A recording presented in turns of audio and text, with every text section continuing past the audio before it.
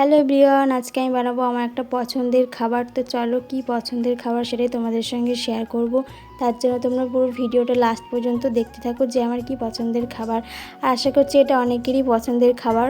আমার তো খুবই ভালো লাগে, আমি অনেক ভিডিওতে বলেওছি যে এটা আমার একটা ফেভারিট খাবার। তো চলো সেটা আমি বানাচ্ছি আজকে বাড়িতে, তার জন্য তোমরা পুরো ভিডিওটা লাস্ট পর্যন্ত দেখতে থাকো। আমি তো প্রথমে আলুগুলো সব ভেজে নেওয়ার পর আলুটা তুলে নিলাম।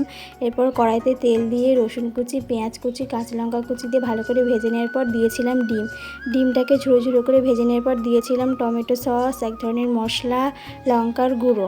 এরপর দিয়ে দেবো সেই আসল জিনিসটা যেটা আমার খুবই ফেভারিট, আর সেটা হলো চাউমিন।